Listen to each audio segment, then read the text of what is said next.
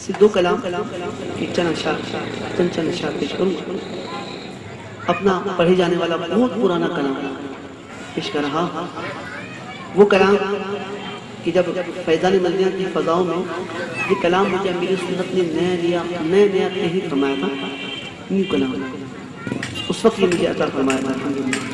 مجھے جب یہ کلام پڑھا جاتا تو بے ساختہ حاجی مشتاق کی یاد تازہ ہو جایا کرتی ہے.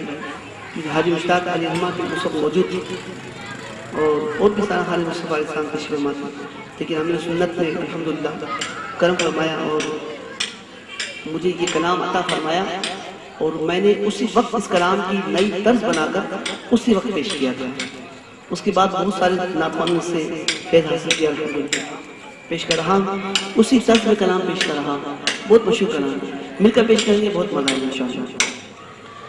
پھر گنبد خضرا کی فضاؤں میں بلا لو, پھر گنبد خضرا کی فضاؤں میں بلا لو.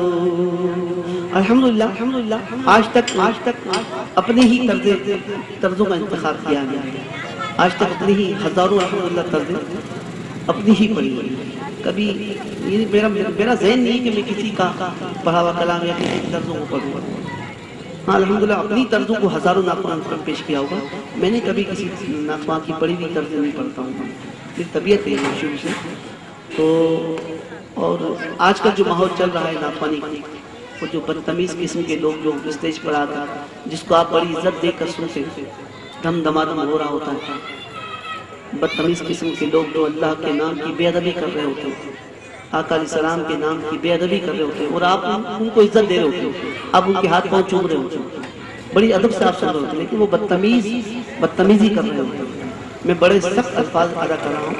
اختر رضا خان صاحب نے آج کل جو یہ دھم دھمادم جو ذکر والی باتیں پڑھی جا رہی ہیں, ان لوگوں کو بے ادب فرمایا ہے, فاسق کو فاجر فرمایا ہے. فاسق کو فاجر وہ ہوتا ہے کہ جو اعلانیہ طور پہ گناہ کرتا ہے. فاسق کو فاجر اس کو کہا جاتا ہے. تو ہمیں اجتناب کرنا چاہیے اسے ناتوانوں سے. اپنے بچوں کو بچائیں, اپنے آپ کو بچائیں. ہمیں اتنی تمیز ہونا چاہیے, ہمیں اتنا پاس ہونا چاہیے کہ ہم جس کی نعت سن رہے ہیں, جن کی نعت سن رہے ہیں, تو ان کی ثناخوانی کا انداز کیا ہونا چاہیے. ثناخوانی کیا ہوتی ہے؟ ہزار مرتبہ زبان کو دھوئیں پھر بھی ہم ثناخوانی کا حق ادا نہیں کر سکتے. آج کل جو ناتوانی جو کر رہے ہیں, ناتوان یہ بے ادبی کر رہے ہیں, یہ علماء اکرام کو ناراض کر رہے ہیں. یہاں تک اسٹیج پہ یہ بدتمیزیاں کرتے ہیں.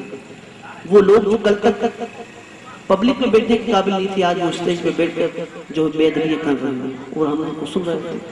تو خود کو بھی اپنے آپ کو بھی بچائیں. ایسی ثناخوانی یہ ثناخوانی یہ بے ادبی ہے, اور بے ادبی کو سننا بھی یاد رکھیے گا, بے ادبی.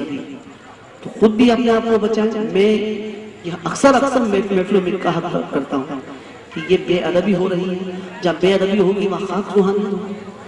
تو اپنے آپ کو بھی بچائیں, اپنی اولاد کو بھی بچائیں. علماء نے جو ہمیں ناتوانی کا حکم فرمایا بس اسی کو فالو کریں.